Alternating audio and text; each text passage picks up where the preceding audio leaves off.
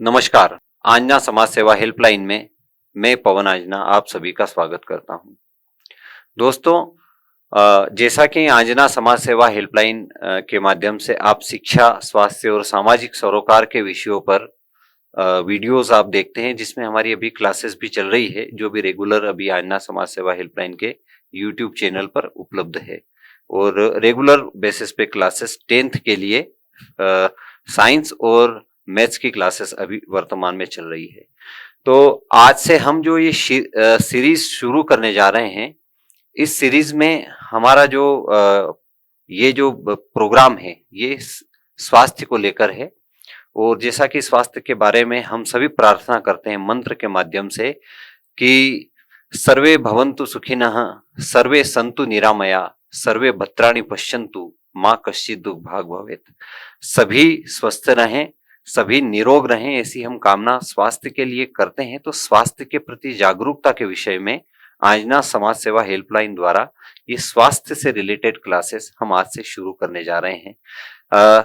ये आगे वीडियो को मैं आगे बढ़ाऊं उसके पहले आप सभी से मैं एक गुजारिश करना चाहूंगा कि आपसे एक मैं रिक्वेस्ट भी कर दूं कि आप ये जितने भी हमारे वीडियोस आते हैं, इनको समाज के अन्य लोगों तक जरूर पहुंचाएं, उनको शेयर जरूर करें। हम अपने दैनिक जीवन में जब हम मोबाइल से फेमिलियर हुए हैं, जब से हम प्रतिदिन कम से कम 4 से 5 घंटे मोबाइल पे गुजारते हैं, उसमें हंसने मुस्कुराने के चुटकुले, कथा, कहानियां, फिल्में, इसके अलावा कोई कंट्रोवर्सी हो, इन सारी चीजों को हम खूब शेयर करते हैं। लेकिन हम भी कुछ अच्छा प्रयास कर रहे हैं सभी के लिए, जो कुछ अनुकूल फायदा उसमें करे। अगर आपको लगता है कि हमारा प्रयास ठीक है और हम ठीक दिशा में काम कर रहे हैं, तो कम से कम आप हमारे प्रोग्राम्स को भी शेयर करें और लोगों तक पहुंचाएं। चलिए अब मैं आगे की शुरुआत करता हूं। आज का जो हमारा टॉपिक है, वो टॉपिक केवल इतना भर है कि स्वास्थ्य के लिए जो जो विधाओं से मेरा मतलब कि जो प्रक्रियाएं हमारी हेल्थ को ठीक करने के लिए हमारे भारतवर्ष में अपनाई जाती हैं, उनमें से कौन कौन सी प्रक्रियाएं वर्तमान में हैं और उनका कैसा स्ट्रक्चर है, वो किस तरीके से काम करती है। चूंकि मेरा ऐसा कतई भ्रम नहीं है कि इसके रिलेटेड आपको कोई जानकारी नहीं होगी। निसंदेह आपको बहुत सारी जानकारी होगी, क्योंकि आज हम जिस युग में जी रहे हैं, उस युग में बहुत सारे संचार के साधन, जिसमें फेसबुक, व्हाट्सएप, यूट्यूब, इंस्टाग्राम, इन सभी के माध्यमों से आपको हेल्थ के प्रति बहुत सारी जानकारियां मिलती होगी। मेरा ये वीडियो बनाने का उद्देश्य केवल इतना भर है कि आप उन मिली हुई जानकारियों को परखने के बाद ही उसी में कहीं पे अगर आप अप्लाई करेंगे, तो मुझे लगता है कि आपको कुछ आशा अनुकूल परिणाम मिलेंगे। तो चलिए हम वीडियो को शुरू करते हैं। वर्तमान में भारतवर्ष में 3 पैथी सबसे ज्यादा प्रचलित है, जिसमें सबसे पहला नाम आता है एलोपैथी का। एलोपैथी से मतलब है कि अंग्रेजी दवाओं के माध्यम से आपके इलाज को सुगम बनाना। ठीक है, अंग्रेजी दवाएं, ये कोई ऐसी बड़ी बात नहीं है कि मैंने कोई रोचक बात बता दी, ये सब आपके जहन में है। अंग्रेजी दवाएं इसलिए इसको कहा जाता है एलोपैथी को, कि ये जो पैथी है, इसका जो इतिहास है वो तकरीबन 250 या 200 वर्षों पुराना है। हमारी भारतीय परंपराओं में एलोपैथी शब्द कुछ नहीं था, ना ही इस प्रकार की दवाएं थी। तो जो एलोपैथी है वो 200 वर्षों पुरानी एक प्रचलित स्वास्थ्य की प्रक्रिया है, जो आज के युग में तकरीबन हर भारतीय अपनाता है। कोई ऐसा घर, मेरे ख्याल से शायद नहीं बचता होगा, जिस घर में एलोपैथी की प्रक्रियाएं स्वास्थ्य के दौरान या स्वास्थ्य लाभ लेने के दौरान नहीं अपनाई जाती है। तो सबसे पहली पैथी तो ये हो गई कि एलोपैथी एक इलाज की प्रक्रिया है। दूसरी हो गई आयुर्वेद।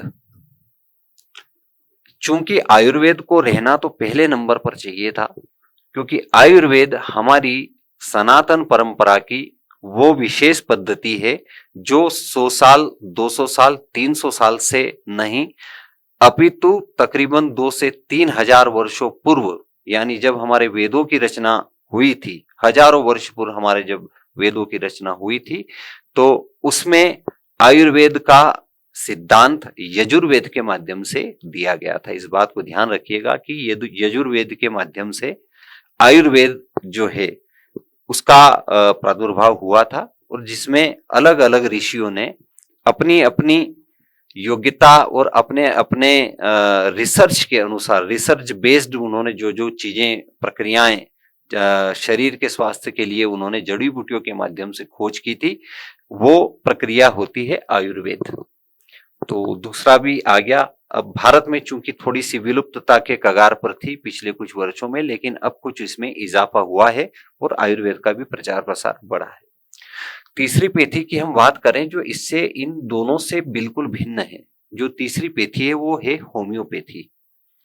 होम्योपैथी निसंदेह आप सब लोगों ने सुनी होगी कि होम्योपैथी से इलाज कैसे होता है। होम्योपैथी का जो स्ट्रक्चर है या इसका भी इतिहास जाने तो ये भी 200 से 250 वर्षों पुरानी है। डॉक्टर हैनीमैन के द्वारा इसको अस्तित्व में लाया गया था, तब से होम्योपैथी प्रचलित है। अब चलिए, हमने जो बात की कि एलोपैथी, होम्योपैथी और आयुर्वेद, ये तीन पैथी तो मुख्य रूप से हमारे इलाज के लिए कारगर सिद्ध होती है। इसके अलावा कुछ और अन्य पैथी हैं जिसका मैं शायद इसमें लिख नहीं पाया, लेकिन मैं आपको उसके बारे में थोड़ा सा एक ब्रीफ बता दूं। जैसे कि एक पैथी होती है नेचुरोपैथी, प्राकृतिक चिकित्सा। एक और होती है यूनानी, जिसमें आपने यूनानी शब्द शायद आपको लगेगा कि आपने इसमें इलाज के बारे में कभी सुना नहीं, लेकिन आपको मैं बता दूं कि हमदर्द नामक एक दवा कंपनी है जिसके यूनानी पद्धति से जिसमें ट्रीटमेंट बनता है, वो पद्धति से हमदर्द की दवाएं बनती है। और यूनानी पद्धति भी कहीं ना कहीं आयुर्वेद से कहीं ना कहीं थोड़ी थोड़ी मिलती जुलती है। तो ये 5 पद्धतियां हो गई, 3 इनमें से मुख्य है। हम एक एक पर बात करते हैं।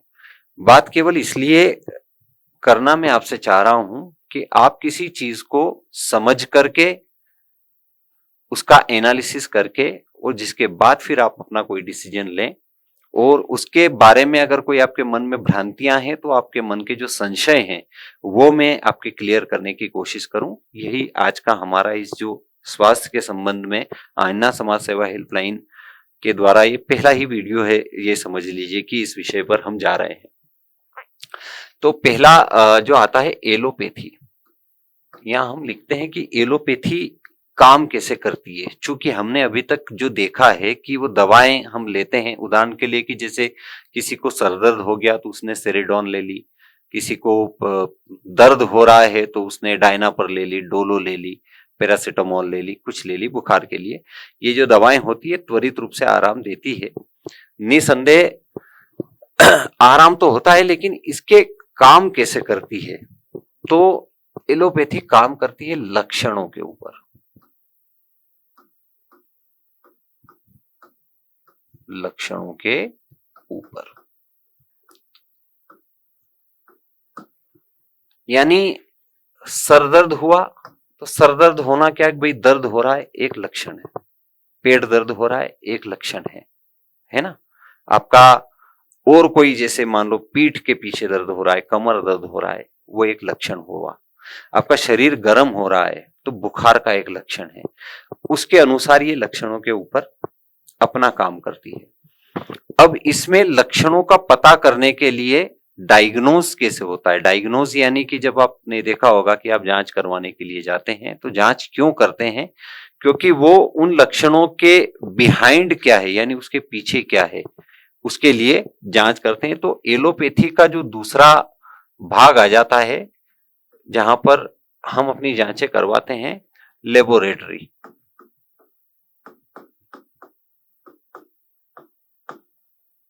Laboratory pathology.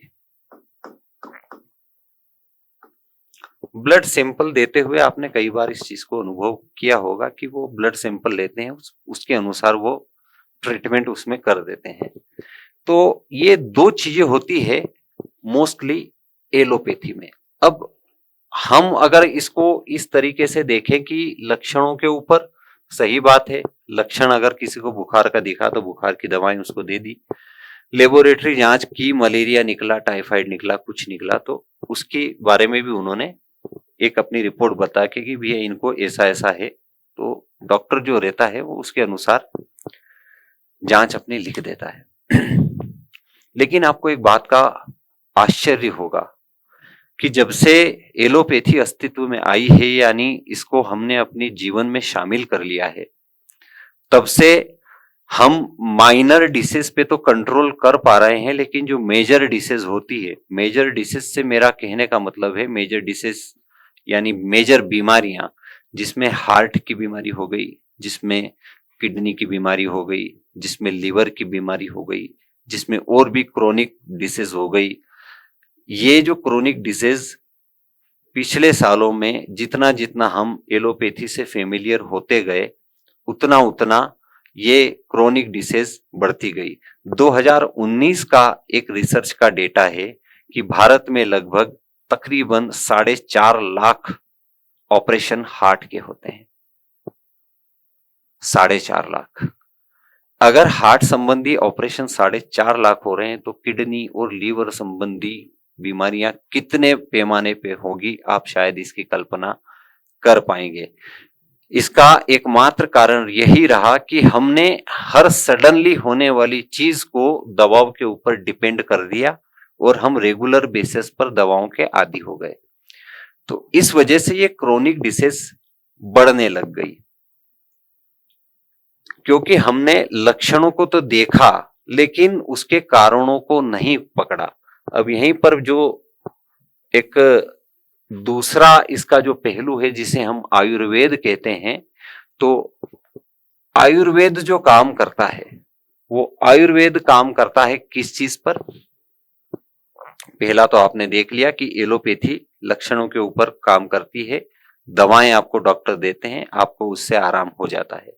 अब मैंने आपको बताया कि जैसे ये हार्ट संबंधी प्रॉब्लम्स बढ़ी, लीवर संबंधी प्रॉब्लम्स बढ़ी, किडनी संबंधी प्रॉब्लम्स बढ़ी, क्रोनिक डिसीज बहुत सारी बढ़ गई। इसका एकमात्र यही कारण रहा कि हम धीरे धीरे हमारी जीवन शैली को आरामदायक बनाते हुए हमने हमारी जीवन शैली को सुपुर्द कर दिया ट्रीटमेंट के। सडनली ट्रीटमेंट, सर दर्द हुआ तुरंत गोली उठाई ले ली, पेट दर्द हुआ तुरंत टेबलेट उठाई ले ली, उसके बिहाइंड द रीजन हम गए नहीं और हमने एक त्वरित प्रक्रिया अपना ली। अब हम आते हैं आयुर्वेद के ऊपर के आयुर्वेद का सिद्धांत क्या है और आयुर्वेद कैसे काम करता है। चीजें वही है, व्यक्ति वही रहेगा, बीमारी वही रहेगी, लेकिन इसमें बदल जाएगी। आयुर्वेद काम करता है त्रिदोष पर।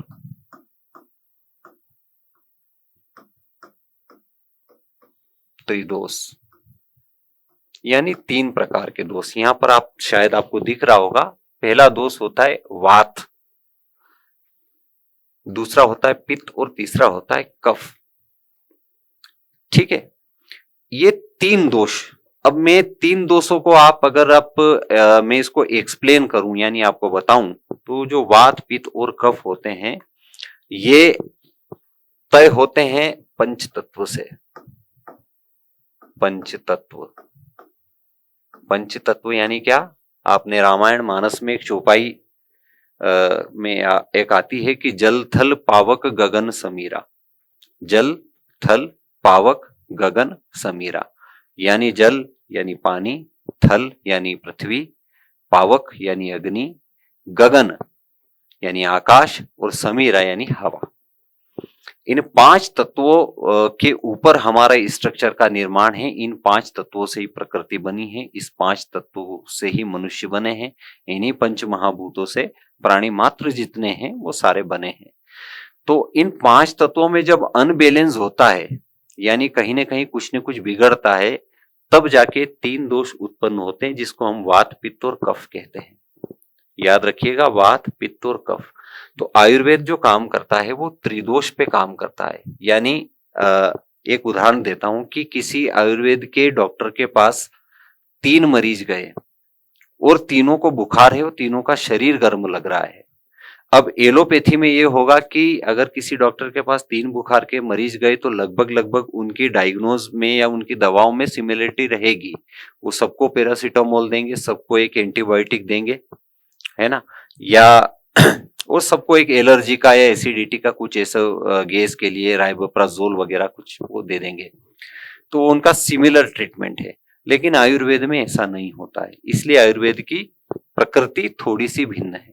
ये कैसे भिन्न है मैं आपको समझाता हूँ कि 3 लोग गए किसी आयुर्वेद के डॉक्टर के पास या वैद्य के पास, तीनों को बुखार है, तीनों का शरीर गर्म हो रहा है, तो वो उनकी नाड़ी देखकर उनका ट्रीटमेंट करेंगे और तीनों का अलग अलग होगा, क्योंकि जो बुखार आ रहा है वो वात दोष के कारण आ रहा है, पित्त दोष के कारण आया है कि कफ के कारण आ रहा है। यानी एक व्यक्ति को वात के कारण बुखार आया तो उसका ट्रीटमेंट अलग होगा, दूसरा होता है पित्त के कारण और तीसरा होता है कफ के कारण।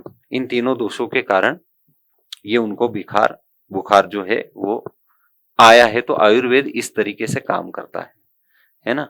तो लक्षणों के ऊपर लक्षण तो दिख रहे हैं कि वही है, शरीर गर्म है, ये लक्षण है, लेकिन उसके पीछे का रीजन क्या है वो आयुर्वेद त्रिदोष के माध्यम से एनालिसिस करता है। अब आयुर्वेद चूंकि एक बहुत ही वृहद और विस्तार वाला अथाह जिसमें जड़ी बूटियों का खजाना है, अथाह जिसमें आरोग्य के लिए सिद्धांत हैं, और आयुर्वेद का अटैचमेंट होता है योग और ज्योतिष से। योग और ज्योतिषीय प्रक्रियाओं के माध्यम से आयुर्वेद संतुलित होकर आपके शरीर को बैलेंस करता है, इसका सिद्धांत है।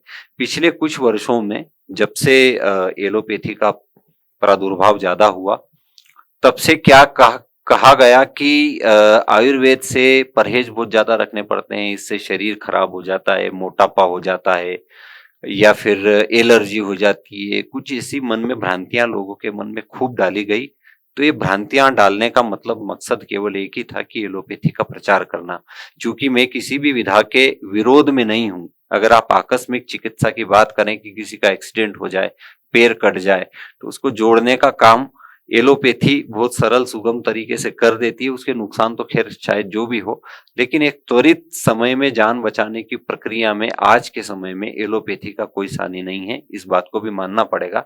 लेकिन कुछ अनवांटेड सी चीजें होती है जो शायद नहीं होनी चाहिए, नहीं करनी चाहिए, वो सारी चीजें एलोपैथी के इलाज में होती है। यहाँ पे आयुर्वेद का ऐसा प्रचार कर दिया गया कि इससे इलाज ठीक नहीं होता है, इससे एलर्जी हो जाती है, बहुत सारी चीजें छोड़नी पड़ती है, ये वो बहुत सारा, मतलब आप यकीन मानिए कि जितना ज्यादा बर्बाद या जितना ज्यादा बुरा व्यवहार आयुर्वेद के साथ पिछले कुछ वर्षों में हुआ, उतना शायद किसी पेथी के साथ नहीं हुआ। अन्यथा ये तो प्राचीनतम सनातन की परंपरा है और उस काल से चली आ रही है। यानी इतने लंबे समय से कोई चीज चली आ रही तो निसंदेह उसका कुछ न कुछ गुणधर्म बहुत अच्छा हो रहा होगा। तो मैंने आपको बताया कि आयुर्वेद करता है 3 दोषों पर काम, त्रिदोष जो होते हैं वात पित्त और कफ के माध्यम से जो होते हैं। अब मैं आने वाली वीडियो में हालांकि इनके बारे में भी अलग अलग डिसीज के बारे में बताऊंगा और मेरा फोकस जो रहेगा वो आयुर्वेद ही मुख्य तौर पर रहेगा। लेकिन मैं फिलहाल जो ये इंट्रोडक्टरी क्लास है, इसलिए मैं आपको तीनों विधाओं के बारे में बताता चलता हूँ। चलिए, अब आयुर्वेद में जो कर्म होते हैं, जिसको पंचकर्म की संज्ञा दी गई है, उसमें कर्म होता है विरेचन कर्म। विरेचन यानी आपके पेट को साफ करके फिर आयुर्वेद की पद्धति का चयन करना, यानी आपका दोष कौन सा है उस दोष के अनुसार आपका जो विरेचन कर्म होगा। बस्ती कर्म होता है जिसमें भी शारीरिक शुद्धि के जो कर्म होते हैं सारे शारीरिक शुद्धि के हैं, यानी डिटॉक्सिफिकेशन का, यानी आपके शरीर को डिटॉक्स करते हैं, जिसके बाद वो ट्रीटमेंट करते हैं। अगला होता है नस्य, फिर ये होता है रक्त मोक्षण। रक्त मोक्षण को आप समझ लीजिए कि स्किन डिसीज जितनी भी होती है, पित्त संबंधी बीमारियां जो होती है, उसके लिए रक्त मोक्षण, खराब रक्त को एक अलग अलग प्रक्रियाओं से निकालकर, उसके बारे में मैं आपको बताऊंगा कि प्रक्रियाएं क्या होती है। और एक और बात मैं थोड़ा सा क्लियर कर दूं कि मैं कोई डॉक्टर नहीं हूं, ये केवल मैं किसी कारणवश ऐसी कुछ सिचुएशंस में पिछले 4-5 वर्षों पहले आ गया था कि मुझे लंबे समय तक ट्रीटमेंट की आवश्यकता लगी थी और लंबा बेड रेस्ट मुझे करना पड़ा था 2 साल से ज्यादा का। तो उस दौरान ये सारी चीजें संज्ञान में आई और मैंने अपने स्वयं के अनुभव से जो चीजें मैंने खुद ने महसूस करी और मैंने जिस जिस तरीके से एलोपैथी, आयुर्वेद और होम्योपैथी तीनों ट्रीटमेंट को बड़ा करीब से लिया भी सही, जाना भी सही, समझा भी सही, उसके हिसाब से मैं आपको बताता चलता हूँ। तो एक हो गई रक्त मोक्षण, दूसरा होता है वमन। वमन यानी उल्टी करना, यानी आपके पेट के अंदर जो अशुद्धियां हैं उनको वमन क्रिया के माध्यम से बाहर निकालकर आपका इलाज किया जाता है। तो ये जो प्रक्रिया बताई मैंने, ये आयुर्वेद की है। अगली एक और देखिए, ये है होम्योपैथी। अगला जो हमारा क्रम है वो है होम्योपैथी का। होम्योपैथी बहुत छोटी छोटी सी दवाएं, बारीक बारीक सफेद सफेद गोलियां। आप गोलियों को देखोगे तो सारी एक जैसी रहेगी। कुछ दवाएं रहेगी जो लिक्विड के रूप में, जो शायद होम्योपैथी ट्रीटमेंट ले रहे होंगे वो पेशेंट शायद इस बात को समझ जाएंगे। छोटी छोटी गोलियां रहती है, पानी में डालने की बूंदें रहती है, उनके माध्यम से। अब होम्योपैथी भी काम करती है, तो होम्योपैथी का केवल एक ही सिद्धांत है, वो होता है इम्यूनिटी। इम्यूनिटी बढ़ाना,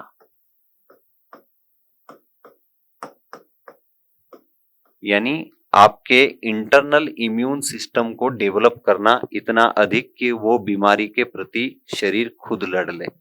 क्योंकि ईश्वर ने हमें ये गॉड गिफ्ट दिया है कि हमारा शरीर बीमारियों के प्रति लड़ने में सक्षम है।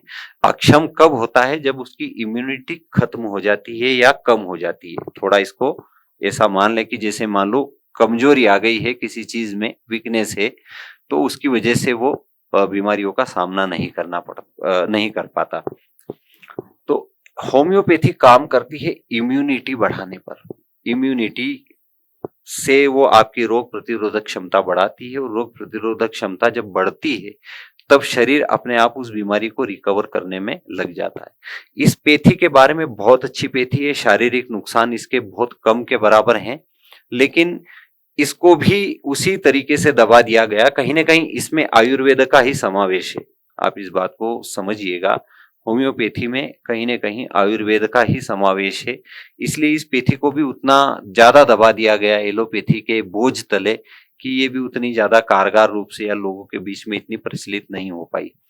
अब होम्योपैथी काम करती है, जब आपने देखा होगा कोई होम्योपैथी का पेशेंट होगा तो इस बात को समझेगा कि डॉक्टर उसके दवाई देते हैं कि सफेद गोलियां जबान के नीचे रख लेना। आपने शायद गौर नहीं किया होगा, जबान के नीचे रखने से उनका मतलब है कि जब आप इसे अपनी टंग के नीचे रखते हैं, जबान के नीचे रखते हैं, तब ये दवाएं सलाइवा के माध्यम से, यानी हमारे जितने भी पेट के अंदर रस जो होते हैं जाने के, पेट के अंदर जो भी चीजें जाती है, सारी नसों में पहुंचने वाली जो भी ऊर्जाएं होती है, वो जबान के माध्यम से रस जो बनता है उसके माध्यम से वो पूरे शरीर में जाती है। तो जब आपने इसने जबान के नीचे रख लिया तो जो रस होता है उसके माध्यम से होम्योपैथी की जो गोलियां होती है वो आपके पूरे शरीर में जाकर इम्यूनिटी बूस्ट करने का काम आपका करती है और रोग का निदान भी करती है। होम्योपैथी के साथ एक बड़ी बात यह है कि इसमें सर्जरी का कोई विकल्प नहीं है। अगर सुश्रुत संहिता में आयुर्वेद के हिसाब से देखें तो महर्षि सुश्रुत ने सर्जरी की, यानी प्लास्टिक सर्जरी का भी सिद्धांत उस वक्त में दिया था, यानी सनातन के समय 2-2.5-3 हजार वर्षों पूर्व जब से हमारे वेदों को लिखा गया था, उसके पूर्व का सारा जो उन्होंने सार जो है सर्जरी के माध्यम का दिया था। इसमें वो कोई प्रक्रिया नहीं है, होम्योपैथी में सर्जरी का कोई उपाय नहीं है। क्रोनिक बीमारियों में भी ये अच्छा काम करती है, नॉर्मल डिसीज में भी अच्छा काम करती है, इसकी दवाएं भी सेफ हैं।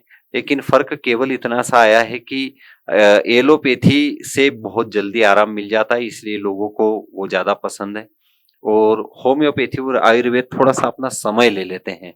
तो समय खैर लोगों के पास है नहीं इतना कि वो समय दे दें, शरीर को खो देंगे भले, लेकिन वो समय दे नहीं पाएंगे, इस वजह से इतनी प्रचलित नहीं हुई। अब तो ये जो रस जो होता है, यानी इसको कह लेते हैं सलाइवा,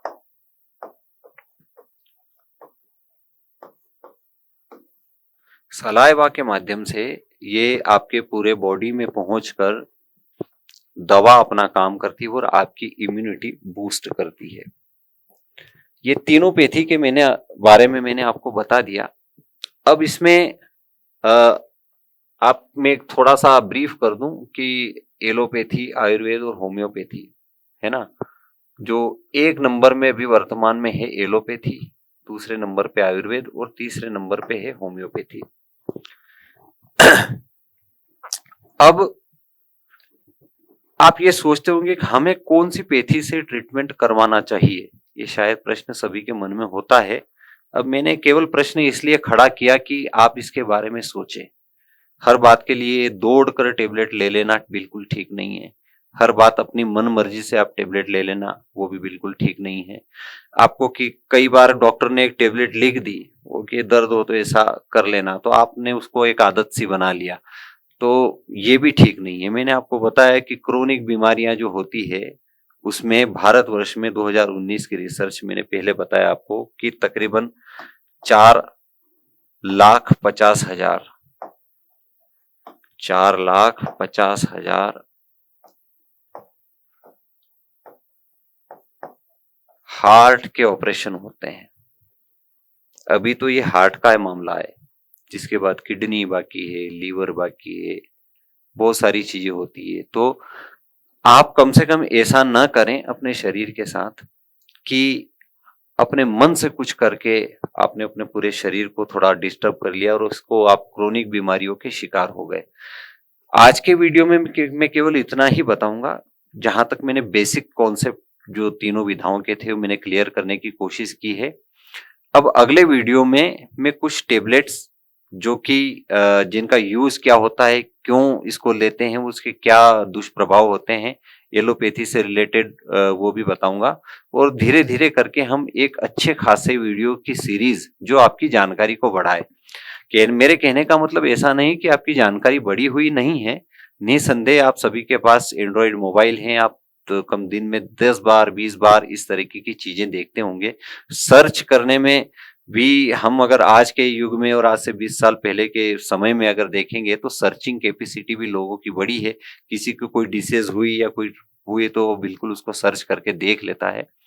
और बहुत सारे यूट्यूब पे ऐसे वीडियोस भी बनाने वाले हो गए हैं जो आपको किसी न किसी बात को लेकर ऐसा बना देते हैं कि आप ये प्रयोग कीजिए, वो प्रयोग कीजिए, ये करने से ऐसा हो जाएगा, वो करने से वैसा हो जाएगा। मेरा ये अपना निजी मत है कि कम से कम इसके जो एक्सपर्ट हैं, एलोपैथी में भी आप जाइए तो अच्छे डॉक्टर्स हैं जिन्होंने काफी मेहनत और संघर्ष करके वो एक डिग्री ली है। कम से कम सही और अच्छे डॉक्टर का मार्गदर्शन लीजिए। आपको अगर कोई क्रोनिक बीमारी है और ऐसा लग रहा है कि यहाँ पे विकल्प कुछ नहीं बचा, तो कम से कम आप 3 डॉक्टर का कंसल्टेशन उसमें लीजिए, तीनों के ओपिनियन लीजिए, जिसके बाद शुरू कीजिए। अपने मन से कोई भी दवाई गोली खाना तीनों चीजों में निषिद्ध है, अपने मन से, आयुर्वेद में भी, एलोपैथी में और होम्योपैथी में भी। इस बात का बिल्कुल ध्यान रखें। और मैं आपसे एक बार और गुजारिश कर दूं, अगर आपको लग रहा है कि हम ठीक काम कर रहे हैं तो आईना समाज सेवा हेल्पलाइन की वीडियो समाज भर तक आप पहुंचाएं। हमारा उद्देश्य केवल इतना ही है कि शिक्षा, स्वास्थ्य और सामाजिक सरोकार के माध्यम से हम शिक्षित और समृद्ध और उत्कृष्ट समाज की परिकल्पना को साकार कर पाएंगे। वीडियो के माध्यम से जुड़ने का जो प्रयास हमारा है वो उसके पीछे का मर्म केवल इतना भर है कि हम सरलता से आप सबके बीच में पहुंच पाएंगे। शायद हम बदलाव की अगर बात करें कि हम किसी चीज को बदलने की हमारी कोशिश रहेगी या कोशिश हम उसकी करते हैं, तो आज का जो वक्त है वो इतना नहीं है कि आप बहुत सरल तरीके से, यानी बहुत आसान तरीके से आप गांव-गांव जाकर लोगों तक अपनी रीच बना लेंगे, पहुंच जाएंगे। तो मुझे एक माध्यम लगा कि ये वीडियो के माध्यम से शायद बात करनी चाहिए आप लोगों से।